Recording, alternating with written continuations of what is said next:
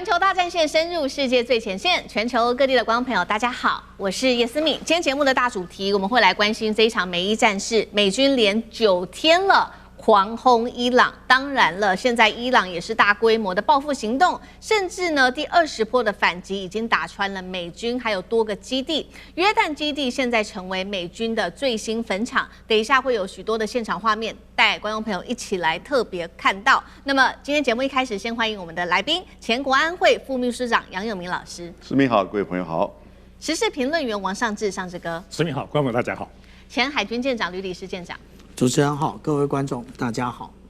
好，觀眾朋友關心美伊戰事之前，請記得幫我們的節目按讚，並且在寰宇新聞的這個環球大戰線的主頻，請按下加入鍵，加入我們的會員頻道。那麼希望跟我互動的一樣，我們在留言區寫下思敏在哪一個城市收看，我會親自來做回復。今天的美伊戰事3個大主題，3個火線話題，等一下請來賓來特別幫我們做解析。我們先來看到第一個哦，美軍已經狂轟伊朗，達到第9個晚上了，甚至現在還出動了 F-35、F-16戰斧飛彈。但是伊朗另外一方面，我們看到它的大攻勢，這一波攻勢叫做納斯爾2，反擊到已經第20波了，造成更大的一個美軍傷亡。準備現在來自於美國的說法，接下來會迎來更大規模的戰爭嗎？第二件事情來看到伊朗的飛彈已經突破美軍的防線了，美方現在着急的事情是在查說這到底背後有沒有中俄的情資在後面幫助呢？美國現在真正擔心的到底是不是背後的大國所做的支援呢？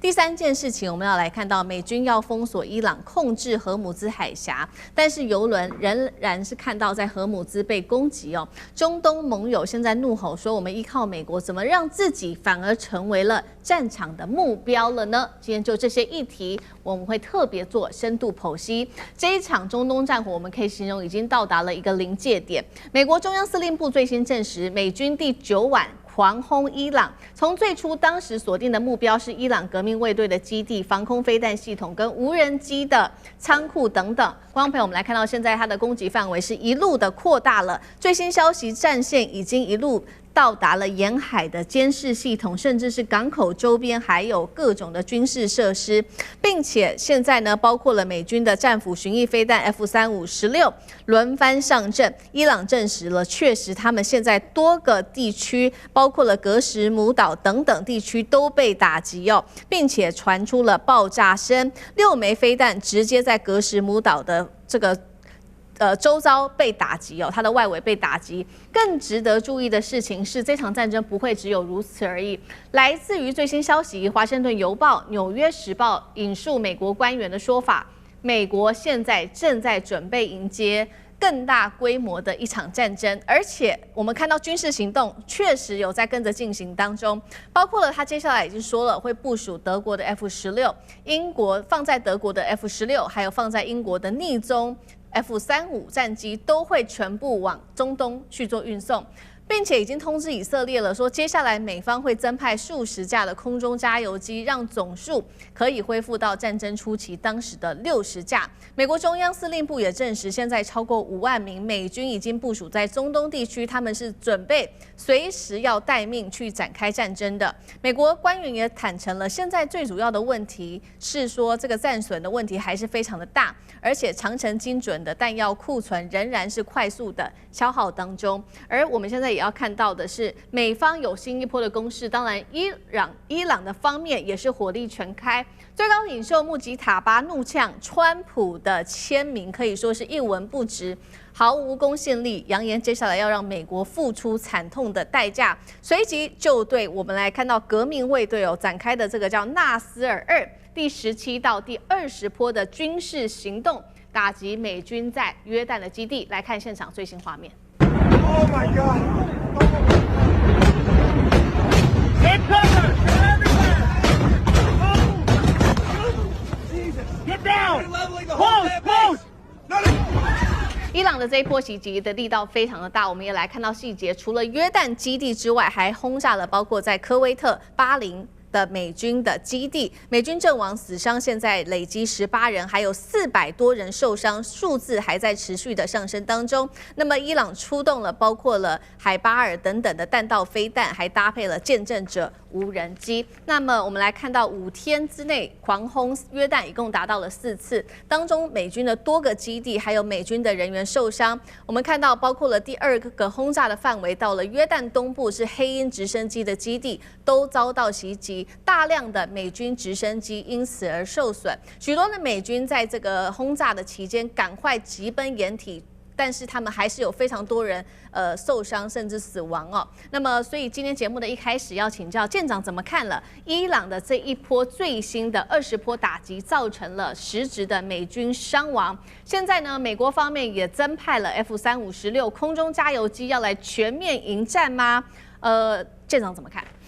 其實我們看啊，這個諒解備忘錄現在應該已經被丟進垃圾桶，也就是無論是美國或者是伊朗，現在已經完全失去我們看到諒解備忘錄裡面的相關要求。那如果我們看就是最近幾天的一個攻勢的話，我們看到這一些一個一個小圈圈，有些是被確認的，有些只有影片，那但是呢，它沒有辦法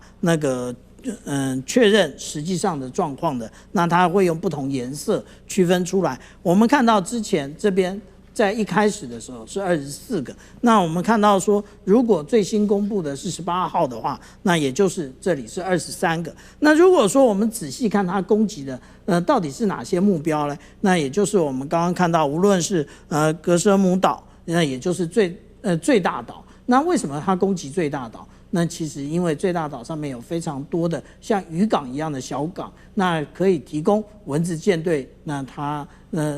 停泊以及出擊。那另外呢，阿巴斯港也就是最靠近阿曼灣的一個大港，那所以也是不斷的受到攻擊。可是我們現在看到的另外一个狀況，也就是美國不斷的對這個阿巴斯附近的橋梁進行攻擊。那這一個一個標示的都是橋梁。他為什麼要這樣做？那有可能是為後續的這個可能的一個登陸戰進行準備，也就是當我把你的這一個橋梁通通都打斷之後，你沒有辦法後援，可是從海上來的這一些陸戰隊可以不斷的增援。那這個也就是先切斷有關於革命衛隊或者是伊朗國防軍的它的一個後續的支援的部分啊。其實我們看到美國以前一直在打的，也就是新式的這個從1990年開始的外科手術式的戰爭。可是現在我們看到，從2月28號打到現在以來，已經幾乎可以打的節點都打掉了。那為什麼還沒有辦法控制這一個戰局？所以他們又回到以往的作戰形態，也就是從部隊的對抗，一直到人口，一直到基礎建設，最後來癱瘓整個的一個伊朗。可是伊朗現在看起來，我們從之前他的國葬，我們就可以看得到，其實他們的這一個社會的連結是非常強的，也就是一致對外。那美軍的攻擊是不是有效呢？那實際上來看，我們就可以看到說，這一個從伊朗的反擊，伊朗反擊在哪裡呢？我們現在看到他攻擊了科威特港口的這個地區，這個地區它部署的到底是什麼？也就是我們看到的美國戰術飛彈的部分。那這個也就是我們講的海馬斯。那海馬斯其實都可以被這樣攻擊的話，也就代表着他們其實隱蔽跟掩蔽是很有問題的。就像我們剛剛看到那段影片，請問大家是不是看到了非常多的美軍其實都在那個廠庫旁邊？為什麼他們沒有收到警報呢？還是他們忽略了警報？那另外我們剛剛看的是白天，我們看晚上的集束炸彈攻擊的話，那我們就會看到，其實為什麼還可以在這邊可以這樣拍？他們認為沒事，但是這個才剛拍完沒3秒鐘，直接集束炸彈就在旁邊爆炸，所以這就代表說他可能是敵情的觀念不足，那或者是他們輕忽了伊朗攻擊的一個成效。那但是我們這樣看啊，其實現在這場戰爭開始慢慢外溢了。為什麼這麼說？因為美國動員了這個沙烏地阿拉伯去打這個胡塞組織。那可是呢，胡塞組織其實就是伊朗在我們看到這個也門這個地方的一個抵抗之狐。那如果是這樣的話，現在胡塞組織已經有風聲說，他們未來有可能的話會封閉曼德海峽。如果曼德海峽被封閉了，那我們講到說這一個霍姆茲海峽也被封閉了。那之前我們看到沙烏地阿拉伯透過這個他們這個油管往這一個紅海運輸的這個原油這個就破功了。那如果這個破功的話，實際上來講，整個的打擊是對於全世界的。好，所以這個是我們看到這個美伊雙方對對方的一個最新一輪的攻勢。穆吉塔巴持續的嗆下說，美國沒有公信力，接下來會展開新一波更大規模的一場報復。那美軍的情資也特別顯示，很快的另外一場更大規模的戰爭很快就會展開了。那目前呢，其實美國的官員他們自己也很擔心，因為他們自己也坦言，現在呢，伊朗不只是飞彈數量，他們看起来是没有減就算了，突破防空的系統的能力還比戰爭初期還要更加的成熟。另外，美軍現在也付出它的政治上面的成本，因為呢，你現在要駐軍在盟國，你的政治成本变得更高了。盟國這些在中東美軍基地的盟國並不相信美國。楊老師怎麼看接下來這場戰爭的發展？首先，我們要了解大概跟戰爭剛開始的時候有2點，到目前為止還是維持不變的第一點，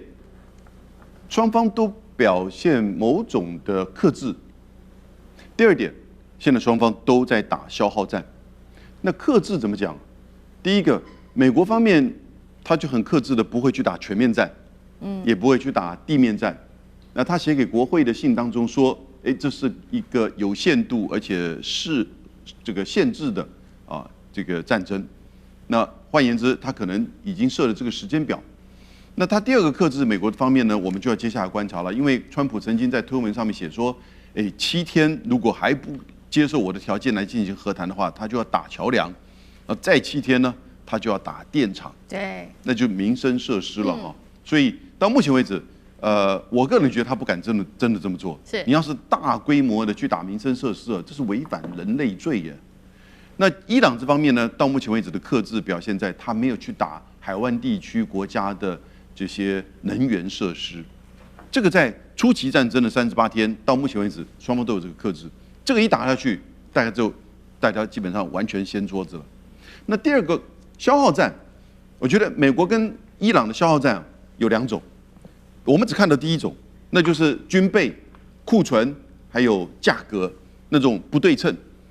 比如說見證者136，那個就是伊朗的無人機，才多少？3萬塊美元。然後呢，愛國者3號3型飛彈呢，多少？一枚300萬美元，就差了多少？100倍是。然後呢，最重要的是那無人机好做愛國者飛彈這個來不及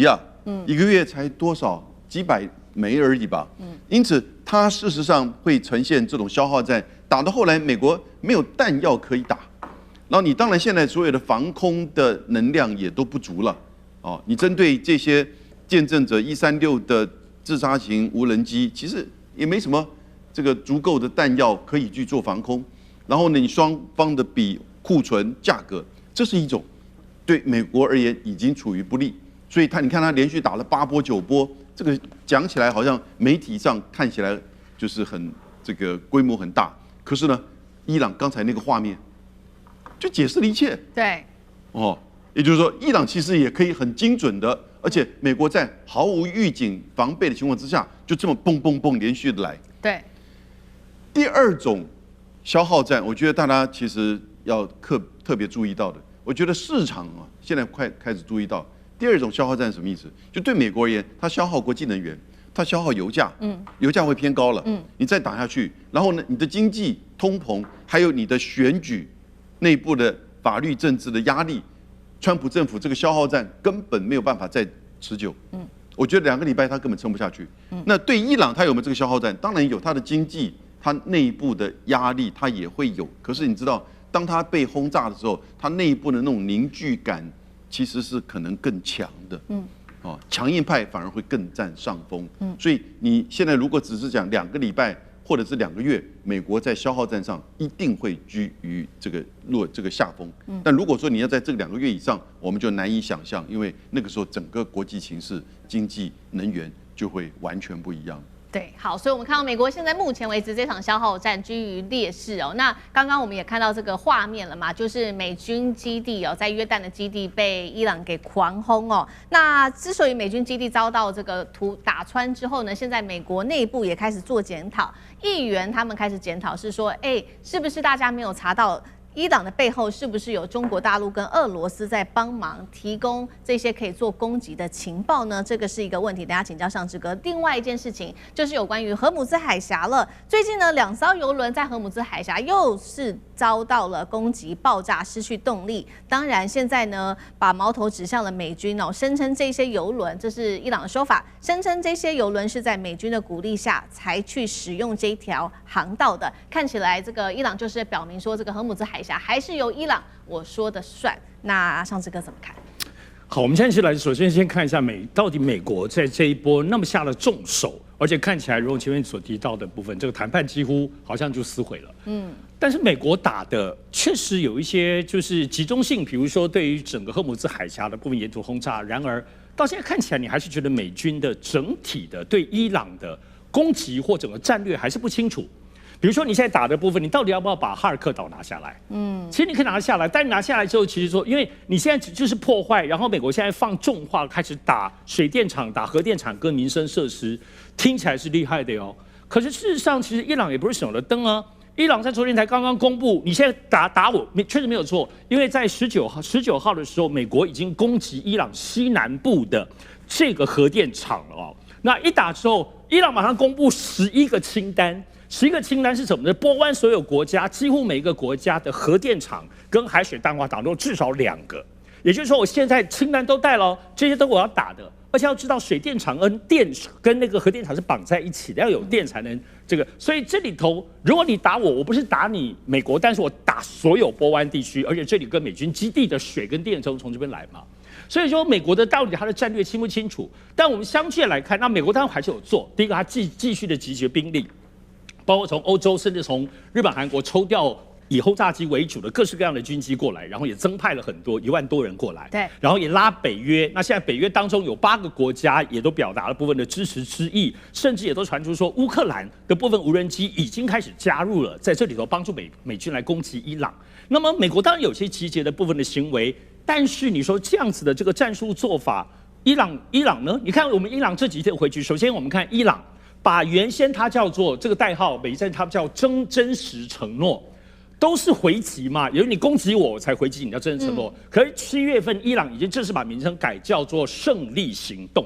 這幾波當中，勝利行動1、勝利行動2，所以這裡頭它是反侵略，它已經是有攻擊性，甚至要毀滅性了。就是說，對美軍基地，我們來看伊朗怎麼打。他來打美軍基地是很清楚的，首先先打你重要的雷達。雷達打之後打你的，現在打你的機庫。要知道那麼多美國厲害的飛機在空中，現在伊朗沒有能力空戰去打這些來轟炸的這些上百架飛機。可是你飛機要下來，你飛機要都停在美軍基地，只要停在地面上，你再貴的飛機停在地面上打的就是廢鐵。所以伊朗很清楚，然後伊朗還打什麼美軍的宿舍。對，很好。然後還不止，還打什麼伊朗一些高級軍官住的大飯店、5星級飯店。所以這種針對性，你看伊朗真的是被美國打得越打越頭腦越清楚。其實我剛剛講這一波的反擊，這一波的下重手，恐嚇你，我要打其他的地方，這個水電站、核電站，然後我出手的打你美軍基地，這個集中性真的非常非常高。所以我覺得接下來打，如剛剛楊老師所提到的，我不認為伊朗會打輸。我們最後看到的這一波7月打的都是伊朗的最新導彈，都不是庫存貨哦。那美國雖然調了很多，包括愛國者荷姆斯飛彈來，還是一樣。這個部分其實還是用來舊的部分的東西，而且造價昂貴，所以持續打下去，我覺得伊朗還是有它對抗的本錢。好，謝謝尚志哥。那我們休息一下，馬上回來。觀眾朋友們，我們要開會員頻道啦！因應呢美中、中東還有印太的亂局，你看到的是新聞，我們看到的是背後誰在操控這個世界。加入會員可以取得獨家視角的通行證，你將優先取得更深的觀點判讀，包括了核心真相分析、歷史脈絡拆解、局勢推演邏輯。同時解鎖會員勳章、優先互動權、問題解析、幕後花絮，支持我們製作高品質的影片。點擊下方的加入鍵，一起成為戰友吧！我們會員頻道見。好，在國際上的另外一場戰事，要趕快來看到的是俄烏戰事。現在俄羅斯又發動了對基輔的另一波最大波的攻擊，出動了48枚的飛彈，震撼了基輔。等於俄羅斯現在出動它的飛彈海，另外呢，從海上跟陸上分別攻擊烏克蘭的大後方的補給線哦。另外一方面，俄羅斯現在軍工產能已經開到最大了。這一場俄烏戰事看起來又是有另外一場的大戰事將全面引爆。今天我們就這個議題一起來做一個深度的剖析。現在可不可以說俄烏戰爭是最危險的階段呢？因為我們來看到俄羅斯在19日這一天再次的針對基輔發動了大規模的攻擊，這一次出動了我們剛剛提到的48枚的彈道飛彈之外，還有這些包括了巡弋飛彈、空對地飛彈，還有大批的無人機同步的襲擊，造成了1死16傷哦。那麼烏克蘭總統澤倫斯基說，這是俄烏開戰4年多來規模最大一次彈道飛彈的攻擊之一，痛批俄羅斯的行為。俄羅斯這一次呢，我們剛剛有特別提到嘛，它就是要來攻擊烏克蘭的大後方，還有烏克蘭這些非常重要的補給線。那麼我們先來看到在地面上攻擊了哪一些補給線，等一下我們再來看到在海面上又如何去切斷烏克蘭的重要的後方補給線呢？先來看到在地面上，包括攻擊它的能源設施，還有交通運輸的樞紐、城市基礎設施都把它打爛哦。那麼還包括削弱它的防空能力，癱瘓整體的後勤運輸。海面上我們來看到，包括了它攻擊對烏克蘭的黑海港口，因為這個黑海港口對於烏克蘭來說非常的重要，是它的海運啊、糧食的一個重要出口地。那麼俄羅斯還攻擊了一艘土耳其的貨輪，遭到飛彈攻擊。這一起意外造成了多死跟還有許多人失蹤哦，目前還沒有找到這些人。那麼如果黑海的航道持續的升高風險的話，接下來再觀察的就是全球的糧食價格、能源運輸、海運的成本跟供應鏈都會一起受到很大的影響。同一時間，我們看到烏克蘭當然了，也針對於俄羅斯的相關的後勤做了一波比較大的攻勢，包括了利用海上無人艇攻擊俄羅斯的軍艦、港口設施、能源基礎設施，同時烏克蘭也深入了俄國境內攻擊它的煉油廠、油庫跟它的軍火庫，希望也能夠切斷俄羅斯的大後方。現在看起來雙方的這個攻勢很類似哦，都是在攻擊主要的補給線，看起來又是另外一場消耗戰嗎？艦長怎麼看？其實無論是我們剛剛討論的有關於伊朗的部分，或者是我們現在討論烏克蘭的部分，其實主持人都提到了3個字，叫做消耗戰。那如果是消耗戰的話，我们看到的特點是什麼？我們看到了它攻擊了交通樞紐，攻擊了能源設施，那也就是我們剛剛看到的那一張5環的圖，但是它不是從外慢慢打向內的，它是一次綜合進行攻擊的。那而且呢，這個是我們看到彼此雙方都如此。所以才是叫做消耗戰。那但是呢，因為大家對於烏克蘭呢覺得先入為主的觀念，也就是烏克蘭攻擊了非常多這個莫斯科附近的一個煉油廠以及莫斯科的近郊的一些大樓，他們覺得這樣好像是很有效，但是忽視了真正的戰線是在烏東。那我們看到烏東的如果我們反看這個烏東的幾個堡壘城市的話，其實現在這些全部岌岌可危，因為真正的部隊集結在這個地方，也就是我們看到這斯拉夫揚斯克以及克拉馬托爾斯克，最下面的是康斯坦丁諾夫卡，其實就是這幾個部分。那這幾個部分如果失守的話，其實對於烏克蘭來講，它的打擊非常大，因為這是從2014年對於克里米亞這個直接被俄羅斯攫取之後，這個美國協助烏克蘭所建立的堡壘城市，它無論是在各種的地下運輸，或者是碉堡建構，那甚至還有長達數公里的這個龍牙，也就是讓了你的這個重裝備坦克根本都無法前進。那但是呢，我們在前一段時間看到的是什麼？我們看到的也就是這個俄羅斯從這一個烏東的地方取得的領土，不但沒有增，反而有減的部分。但是實際上我們來看到這個部分呢，到了6月的時候已經進行了反轉，而且我們看到現在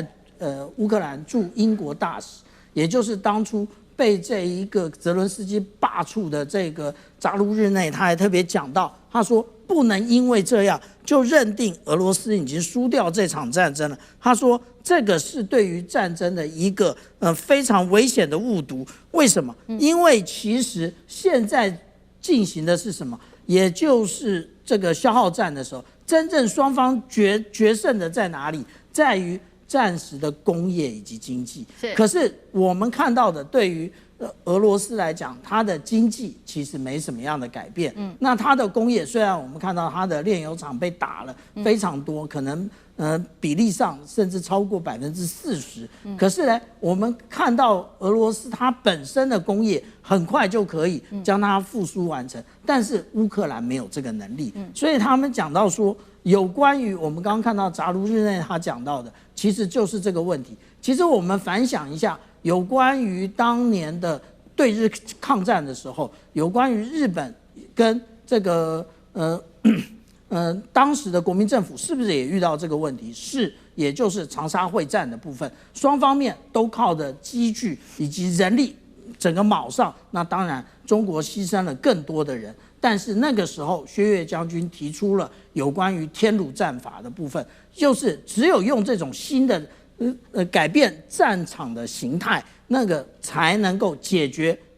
消耗戰的這個形式。好，呂艦長幫我們特別提到了有關於這個戰時工業在這一場戰爭當中的一個重要性。那確實，我們看到俄羅斯的工業現在確實在快速的復甦哦，而且呢，我們看到它的這個生產飛彈的速度還是非常的快的。來看到他們現在最新的一個數字哦，它因為擁有完整的軍工複合體系，所以每月大約可以生產70枚的各型精準彈道飛彈。好，細節的部分我们來看到 CG 哦，當中包括了伊斯坎德爾這個戰術彈道飛彈，每月產能60枚；匕首超高音速飛彈，每月大概可以達到10枚。再來 KH-101巡弋飛彈，每月40到50枚。甚至大家知道，俄羅斯拿來做這個防空系統的 S-300、S-400，他們乾脆直接拿來做對地的攻擊用途。當然了，烏克蘭方面也有它的強項，烏克蘭出動它的這個無人機之外，還加上了AI 的技術，所以可以做一個精準的打擊。雙方的攻勢，尚志哥怎麼看？好，我們繼續再看現在，如同剛剛其實艦長講的哈，我們看俄羅斯，大家印象中它作為應該過去傳統的冷戰期間的科技大國，沒有想到俄烏戰爭真的打下來，雖然有點倒霉啦，特別是無人機這個部分概念在這場戰爭中體現，而且將改變了全世界哦。那而在這個過程裡頭，那俄羅斯不只是缺無人機，其實俄羅斯真的是包括了它的，我們才發現說它的包括半導體跟芯片這些，我們不要說最新的哦，給軍事的竟然都不夠。然後呢，也包括它整個這種作戰的這種信息化，作戰的這種信息化都很落後哦。再加上你可以看到整個他們在無人機方面真的很嚴重，它對烏克蘭根本是好幾代的代差。也沒有反無人機的相關的部分的設備，然後呢，你要看到這些，包括它的這種精度，在真的在打擊的時候，真的還是有問題。所以它現在能打的都是傳統的導彈，沒有錯，看起來很厲害，每次轟炸真的很大，但是都造價昂貴。而且你確定打了這些之後，俄羅斯的軍工業能夠支持得上只做導彈嗎？難道不做無人機嗎？我覺得現在大家在觀察的部分，其實俄羅斯並不是不知道自己的短板或者撐面子，他是要想盡辦法。但現在全世界除了伊朗有無人機可以幫，但伊朗自己在打美國，能幫他的誰呢？白俄羅斯嗎？白俄羅斯雖然也有一些相關的產線，但是產量沒有辦法跟誰比，真的就有中國。所以呢，前幾天我們到這一周的前幾天，中國跟俄羅斯其實在這個北太平洋的部分進行了一個小型的什麼軍事演習？這場軍事演習當中，雙方都是在演無人機，就是說中國大陸的無人機攻擊你的俄羅斯的4艘的軍艦，那俄羅斯用他們的部分的無人機也是上千個蜂群來攻擊中國大陸的這邊的軍艦，這是個小型演習，外面消息沒有很多。可是呢，在這裡頭，你知道俄羅斯是怎麼4艘在演習的概念上都被擊沉。表現非常非常差，雙方的評價。那中國大陸的部分是真的是連俄羅斯都說非常非常好，全部都抵擋起來。那中國大陸現在是有什麼呢？中國大陸單單在這一次體現了在艦艇上的反無人機的電磁炮，所以過來就全部都下來了。而且事實上，我們在去年的部分的北京93的閱兵的時候，你已經看到北京的部分有反無人機的很多的系統，不要說雷達，還有電磁炮，而且這裡頭已經大半年下來快1年了，又有最新的研发又出现，在這次中俄的這個實戰中俄的這個演習當中看到，而且中國大陸不只是海上艦艇上，陸地的也有，甚至呢士兵手持的反無人機都有啊。所以我觉得現在在這個面對抗戰上，看俄羅斯一直頻頻的希望中國能夠在反無人機至少吧，即使不是給你無人機這攻擊的技術，但接下來中國有一點點感覺起來還是非常謹慎，因為防無人機這裡可能可以幫上忙，攻擊可能不行。但是這裡頭，在俄羅斯努力的爭取，到目前為止，中國還是非常的謹慎。好，這個是有關於戰場第一線戰場在俄烏雙方的最新攻勢。政治上，我們也來做一下解讀。目前呢，最新消息是已經有許多的國家開始對於援烏這件事情感到非常的疲乏。那最新消息是，保加利亞的總理他們已經公開要強調停止對於烏克蘭的軍援了。保加利亞如果停止這個援烏的話，就會成為第4個國家，繼匈牙利、捷克斯洛伐克的東歐4個國家，第三個國家之後，第4個公開表態停止援烏的國家。那楊老師怎麼看？東歐的國家如果都表態，已經第4個了，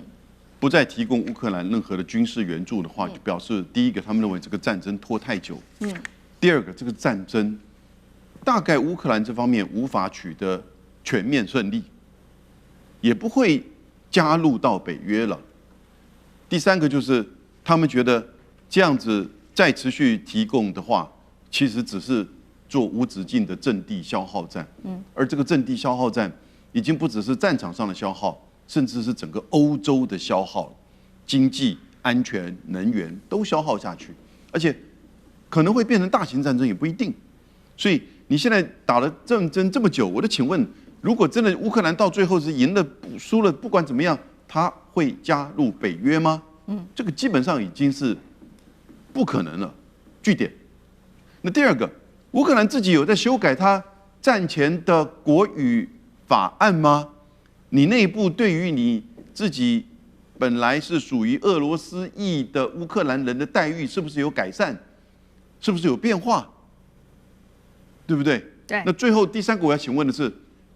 烏東的4州，你就算全部恢復，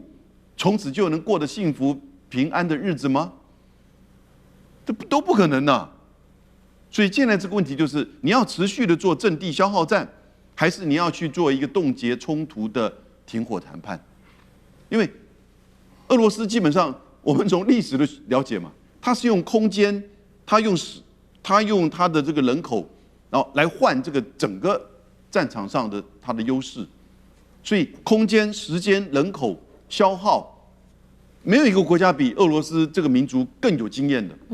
即使是在21世紀，他主動打烏克蘭的這個戰爭，剛開始他被視為是破壞國際秩序，但是我們現在都了解，整個美國跟北約一路過去這20多年來，就是走到了人家的門口，逼着你要打。這是在從現實主義的國際政治的層面而言，但是這些都不管了。過去這段時間，到底我們要消耗多久？我剛剛問了幾個問題：烏克蘭會加入北約嗎？烏克蘭會改變它內部對於俄羅斯裔的待遇嗎？烏克蘭的東部的4個州，你最後他們已經宣布就是獨立，現在已經加入這個俄羅斯。你就算勝了，它能夠維持邊境上的穩定嗎？所以要尋求一個停火，要尋求一個穩定，我覺得還是要從停火、外交、政治上解決。好，謝謝楊老師。那我們休息一下，馬上回來。觀眾朋友們，我們要開會員頻道啦！因應呢美中、中東還有印太的亂局，你看到的是新聞，我們看到的是背後誰在操控這個世界。加入會員可以取得獨家視角的通行證，你將優先取得更深的觀點判讀，包括了核心真相分析、歷史脈絡拆解、局勢推演邏輯。同時解鎖會員勳章、優先互動權、問題解析、幕後花絮，支持我們制作高品質的影片。點擊下方的加入鍵，一起成為戰友吧！我們會員頻道見。中美這一場科技戰，習近平這一次吹響了 AI 的總攻號角。華為呢最新推出的，等一下帶觀眾朋友看到的950晶片震撼登場。當然了，首次使用的就是超定律的晶片之外，今天也會來看到的是 AI 集群哦，這樣子的一個系統已經可以挑戰輝達的系統了嗎？再來，等一下也會看到 Kimi 打造全球最大的開源模型，現在連高盛都最新改口了，說他看多中國大陸的 AI， 美國的霸權守得住嗎？今天就這些議題一起做關心，歡迎觀眾朋友留言。如果您覺得說這個美國的霸權守得住，留言寫1；如果您認為守不住了，留言寫2，跟我們一起做更多的互動。好，過去7年來，我們看到美國不斷的限制中國大陸的晶片禁令，從 EDA 的封鎖到了 EUV 等等，最後是 AI。但是我們今天要來看到大陸敲響了另外一場 AI 體系的全面反攻。等一下會來看到，包括華為推出的這個昇騰950的晶片嘛，剛剛我們說到使用套定律，還有就是 Kimi 震撼全球。等一下也會來看到中國大陸的晶片出口首度躍居它的第1大出口商品等等。紐約時報、彭博等媒體現在都說，中國大陸正在快速的縮小和美國之間的差距。好，趕快來看到具體的細節，在晶片跟 AI 的這個算力上面，中國大陸有了非常大的躍升。剛剛講的昇騰950的晶片。它使用套定律之外，還有大規模的集群，在這樣的架構之下，已經達到輝達同等系統的6.7倍。它使用的這個大規模的集群是什麼意思？等一下我們會請這個上這個來特別帶我們看。那麼也等於挑戰了輝達，它是用單片晶片的這個霸權。那另外我們來看到華為的5G 手機現在也重返了海外市場，並且營收創下了當時2020年的高峰，代表美國的7年圍堵華為，現在反而讓華為我們可以看到非常明顯已經建立起了完全自主的供應鏈，甚至可以走向全球了。同一時間有一個很重大的轉折，就是我們來看到中國大陸的晶片出口突破了1.2兆元人民幣，現在啊，晶片已經成為大陸首次第1大出口商品，日產量突破了15億顆。好，這個是有關於晶片跟算力的部分。就 AI 大模型，我們也要帶觀眾朋友趕快來看到，現在全球的資本也開始重新站隊了。這個是來自於華爾街的高盛最新的報告，他直接公開點名說，他現在最看好的3家 AI 大模型公司，包括了有智譜、DeepSeek， 還有字節跳動等等。他認為這一些企業會進入一個長期高速的成長期哦。那麼另外一頭 Kimi 的 K3 大模型推出之後，彭博也報道，它打破了外界長期認為美國 AI 可以遙遙領先的這樣子的一個刻板印象，也代表中國開源模型快速的崛起，企業現在加速投資在中國 AI。那麼國際資本現在看起來也重新評估了有關中國大陸的科技股的部分，是不是挑戰了美國的新秩序？上次哥怎麼看？好，我覺得大家一定要特別關注哦，因為到現在為止，還有很多人對於華為提出的套定律，覺得就是好像沒什麼了不起哦。可我們看華為從大概7月初、6月底、7月初有幾個特別的動作累積下來，乃至於到剛剛舉行的上海的這個全球 AI 大會哈。那到底華為出了哪些東西讓大家要特別關注？首先是在6月底的時候，華為宣布他们在今年第4季會在韓國開始跟NVIDIA 來搶，他要開始賣這個昇騰950的低階的晶片。那麼這個低階的晶片呢，跟對比英偉達給這個 NVIDIA 這個它相形之下的話，大概只要1/4，而且算力比人家強哦。它不是只有在賣中國。好，後面我們繼續來看是這一次，我覺得，然後也都知道，現在呢這個昇騰950的各類的晶片，低階的是 PR 晶片，全中國已經到處在用，已經開始有量產。另外呢，最高階的 DT 晶片也都出來了。這一次 AI 的在上海的部分大會，我覺得我們看到就是華為的出現的一個東西，就不只是他們做昇騰的單個的 AI 晶片，他們推出了這個東西呢是什麼呢？就是叫做 Atlas 950，同樣叫950的一整個集成的基座。也就是說，這集成的基座什麼概念？在 NVIDIA 的概念裡頭，他們是買很強的晶片，然後你要組裝起來，要買 NVIDIA 部分的機櫃。但是這一次華為出的這個整個基座是直接集結了1152片，1000多片的現在升騰的最新第一梯的晶片，所以它現在的整體的算力也就是說单個它可能打輸 NVIDIA， 但它集成起來，再加上華為自己在通訊跟內部還有很厲害這次的很特殊的冷卻系統，使得這個部分能夠發揮到最高效，更不要說我們都知道它有它自己的架構等等之類的，而且它這個可以提供的是什麼呢？是不只是大數據模型訓練，包括等等的其他的 AI 的計算跟 AI 的應用都可以。我們知道呢 ，NVIDIA 晶片當中有的是給訓練，有的部分是给应用。但是呢，這次它所出的這個950 Atlas 好，而且它宣布今年第4季很可能會推出這個基座裡頭有1萬多片。現在是1000多片，年底推出1萬多片，你覺得這個東西是什麼概念？所以現在中國大陸已經，它不是說新產品，然後大家來買。中國大陸從國家包括很多的大的企業，阿里巴巴已經在用了。也就是說，他這次宣布是已經他們用了，跟實際的實施已經成熟了，所以才在這一次上海當中公布給大家。而且要知道，這次上海的部分其實還有包括整個他們自己整個國家戰略。中國大陸呢，不只是給華為而已。這一次在上海的國際 AI 當中，這個大展覽裡頭有3000多項最新的 AI， 包括晶片跟解決方案，以及 AI 跟機器人落地的場景，給這個全世界29個國家。而且中國大陸還直接推出了一個叫媽祖2.0的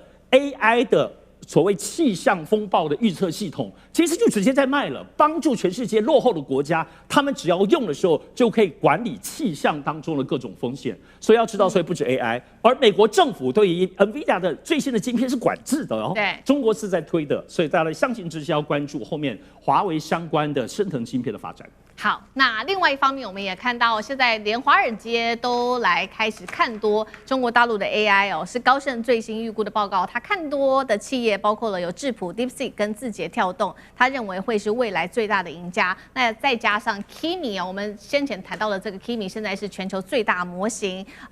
未來 AI 產業會從美國獨強走向中美雙強，甚至可以說翻盤嗎？那楊老師要怎麼看？上個禮拜當就是月之暗面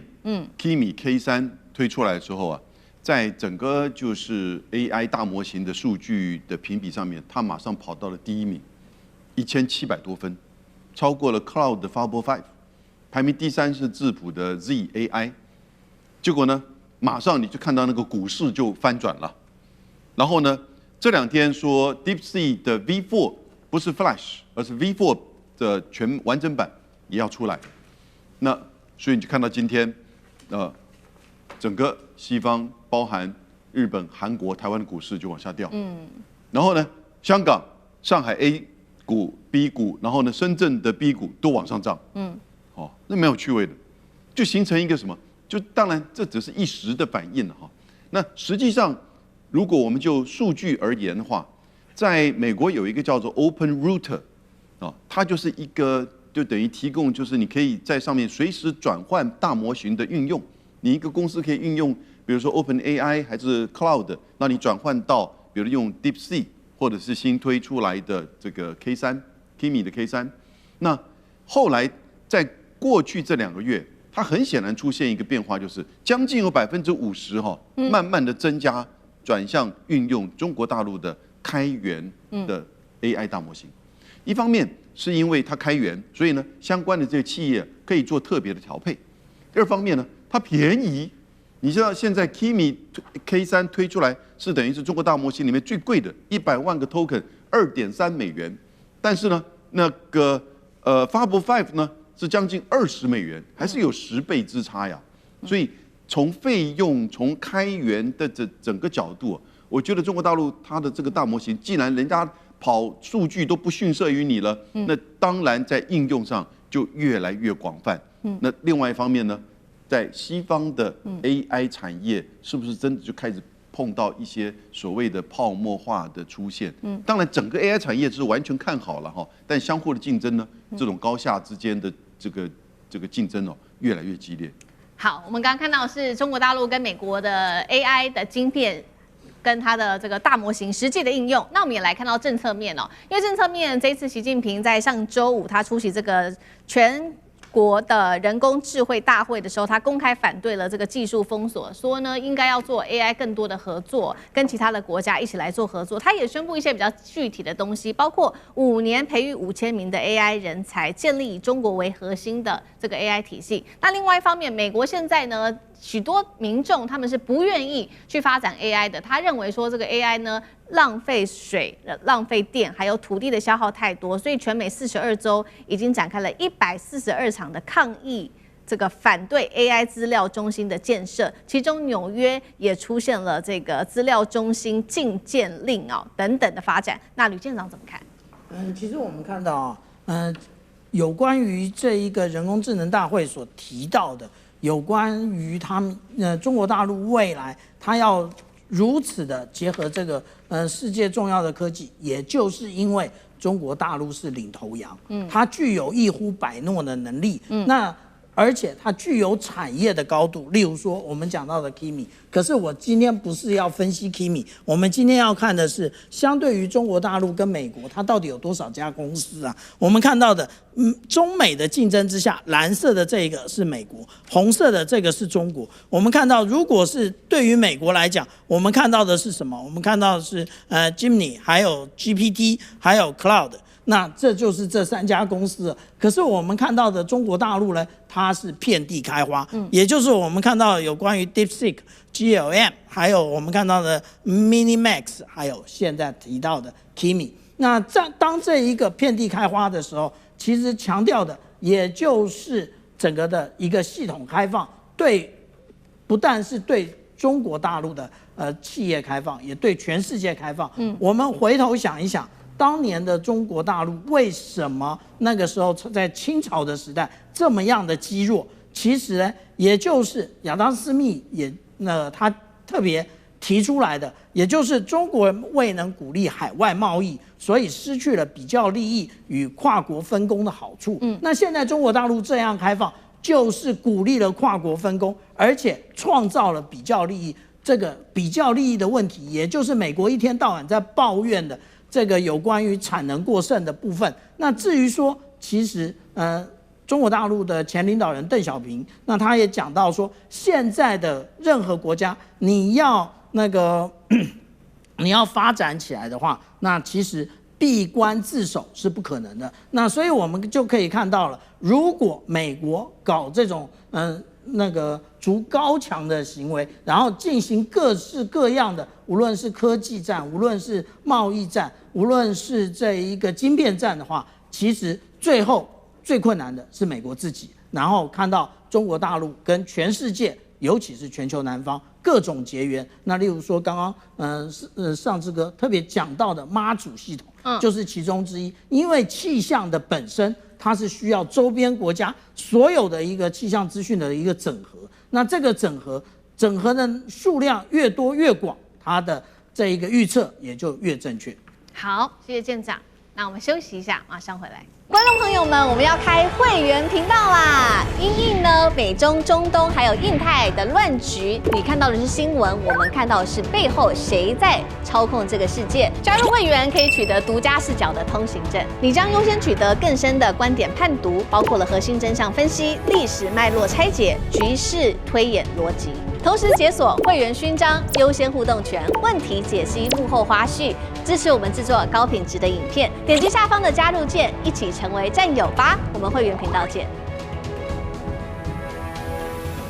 美伊斬首戰現在全面開打，川普遭到死亡點名，連回家的路線都被伊朗給全面曝光了嗎？而且現在呢，全球美國公民也拉起了警報，甚至開始有撤離潮哦。等一下就这些議題一起做一個深入的剖析。美伊雙方現在的戰場已經到暗殺戰場了嗎？今天我們來看到這些細節哦。因為呢，我們看到美軍是連續轟炸伊朗已經9個晚上了，但是現在前五角大廈的官員爆料說，這一件事情才是美軍的下一波的重要目標，就是看準了伊朗的國家領袖的階層，這當中包含了革命衛隊高層、最高領袖穆吉塔巴等人。那麼他還說，接下來會攻擊伊朗的重要軍民兩用的基礎設施，都會在下一波的攻擊目標當中。好，現在有一個大問題，就是說，好，這個美國說要打伊朗的這一些最高領袖，但是呢，找得到這些人嗎？因為連伊朗的外長都說，其實呢，從最高領袖穆吉塔巴到現在上任為止，他竟然都還沒有看過他，那麼也從來沒有看過他在公開場合露面過。所有關於這些要傳遞的訊息，都是透過一個中間人來去傳遞的。那我們也看到以色列的防長先前曾經說過，他要斬首穆吉塔巴的父親，也就是哈米尼的原因，是因為他主導了摧毀以色列的計劃，所以接下來他們也會要來鎖定穆吉塔巴。但是真的有那麼容易找到嗎？我們等一下也會來持續的做一個解析。那麼美國這一次也發動了說他要斬首伊朗，同樣的他也說他要做打擊。那麼發布的最新一支影片的標題叫做在哪裡殺掉川普呢？好，這當中也標明了說他們要找到川普的路線，包括他往返海湖山莊啊，還有他出入大樓的路線，甚至分析說在哪一些地點攻擊川普可能會是最可行的。那麼這邊也做了一個統計，4年之內他3度的恐嚇要攻擊川普，其中包括了2022年的時候，伊朗當時發布了一個動畫，描繪機器人潛入海湖山莊鎖定川普。今年1月份的時候，伊朗播出了川普在賓州當時不是遭到槍擊的一個畫面嗎？那還流血在耳朵上的部分。那他說這一次不會再失手的文字搭配當時的這個槍擊案。那近期我們看到呢，伊朗的最高領袖顧問他也在電視台威脅說，川普在海湖山莊海湖莊園做日光浴的時候，小型無人機甚至可以擊中他的肚臍哦。再來我們看到川普怎麼說，他說你如果真的敢暗殺我的話，我們會進行前所未有大規模的一場轟炸行動。楊老師怎麼看？伊朗真的做得到嗎？現在雙方啊，美國跟伊朗在玩這種相互暗殺的威脅。那我覺得第一點沒有別的招了，就是戰場上的這種消耗戰呢，大概無法立即的短期的取得任何一個就是決定性的勝利，所以呢，暗殺就变成一個可以試的一招。那第二個，我覺得是用恐懼來去讓對方的決策退縮，或者是呢多一層壓力。那尤其是對伊朗這方面。你說到底誰暗殺誰比較容易？如果我們看2月28號那一天的話，沒有錯，以色列、美國的情報，不管是摩薩德和 CIA 對於伊朗的滲透，簡直像是個篩子一樣，那造成了49名伊朗高層的，就是這個暗殺。那可是川普也不安全啊！你以為美國還少孤狼型的這種，就是說攻擊嗎？這不一定是支持伊朗，他可能就是討厭川普啊。所以這其實是為什麼伊朗這個川普去開北約高峰會的時候，後來還要換個飛機，因為新的飛機根本沒有任何的安全的這種裝備措施，所以他們也在擔心的。那我覺得第三點就是什麼呢？那第三點就是說，他其實要嚴防內鬼，尤其是在伊朗這方面。為什麼穆吉塔巴現在大家都看不到？有人說啊，他可能真的受傷了。有人說他可能真的是這種顏面受損啊，還是什麼這個等等之類，各種都說出來。但是我覺得他根本就是沒有辦法去信任任何，即使是伊朗政府裡面的人。那不如他自己等於是在這個戰爭還沒有真正取得他們覺得可有效的這種勝利之前，先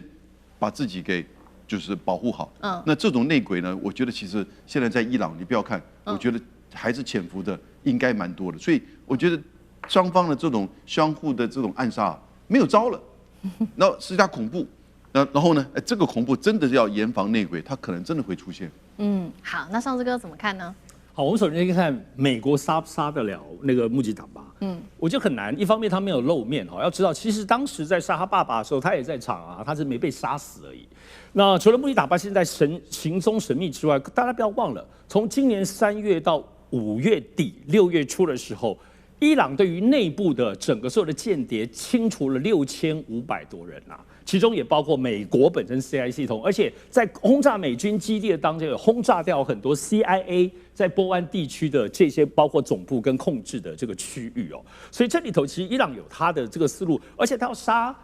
要殺川普，還不如先殺納坦雅胡嘞。如果你納坦雅胡都殺不了，特別是在7月17號，我們都知道以色列剛剛國會就是他的議會剛剛解散，要準備迎接接下來的選舉，所以納坦雅胡現在是個看守內閣。為什麼最近以色列沒有太多動作？原因就在此啊。所以那到底能不能殺川普？川普已经在美國被謀殺好多次，你以為他的維安系統是吃素的？他的維安當然很強啊，還包括所有的，包括空域或等等的之類的，所以不是小貓咪啦。但是伊朗可能会攻擊什麼？伊朗其實在這一次前幾天已經宣布，他們要攻擊所有川普在波灣地區所有的財產，包括其實前2天已經攻擊了阿聯酋的川普大樓，已經炸了。阿曼的這個川普度假村也炸了，而且他整理出了清单哦，因為要知道，比如說杜拜那裡有同樣的最貴的川普的大樓，而且它還有高爾夫球場跟別墅區，就在這個迪拜的美軍基地的旁邊，所以他已經公布這些清單。我雖然殺不了你川普，可是我至少把你所有川普的資產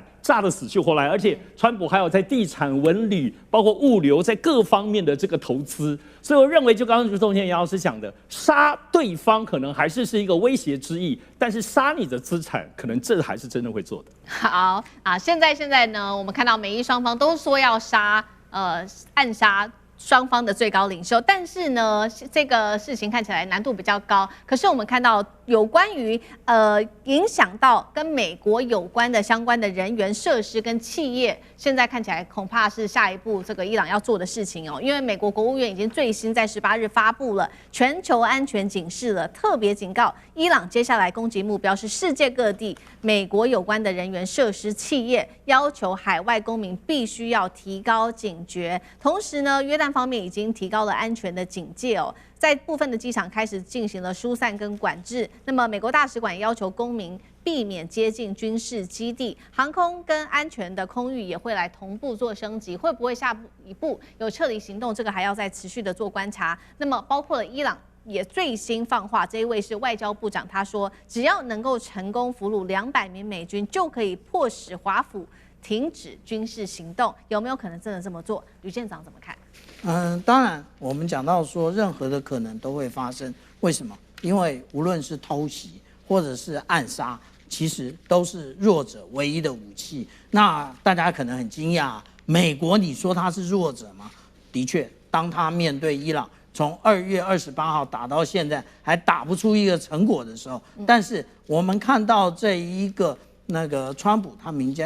即將面對他的一個期中選舉的困境。那現在這個油價又不斷的持續的處於高檔。那處於高檔的部分呢，其實選舉就是一人一票，有錢人你再有錢也是一票。可是呢，窮人他唯一的武器也就是一票，那他的日子都活不下去了。我們看到，如果是低收入的人，他們大部分的這個金錢開支其實都是投注於吃與喝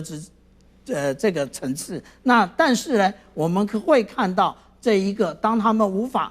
妥善的擁有他的一個支配所得的話，那其實他也會變得激進。那這個也就是說，現在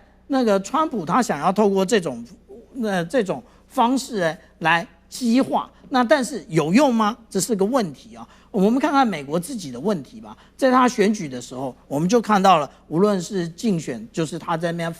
fight，直接打到耳朵的那一次，然後還有在海湖莊園，其實他也曾經被埋伏的那個槍手那個即將攻擊，但是呢，那一次因為他的一個隨扈那個警覺性很高，早就發現了，那是第2次。但他上任的時候，我們就看到今年4月哦，白宮這個記者的晚宴上面，竟然范斯副總統以及川普總統都被直接的疏散。為什麼？因為就是有槍手直接要衝進會場嘛。對，代表什麼？代表其實想要擊殺這一個川普的人其實是比較多的。那這一個部分呢，會讓他的一個密情局其實防不勝防，這個才是真正的問題。那至於說呢，這一個我們看到為什麼現在穆吉塔巴哈行蹤成謎，因為大家都看到了有關於賓拉登啊，賓拉登當年他連他躲在山洞裡 CIA 都把他挖出來，為什麼？因為 CIA 透過那個山洞的背景的土壤來分析它到底是在哪一區，那這個就是 CIA 那個的特點。所以穆基塔他聰明的地方也就在這裡，我完全不露臉，然後呢，你根本不知道我在哪。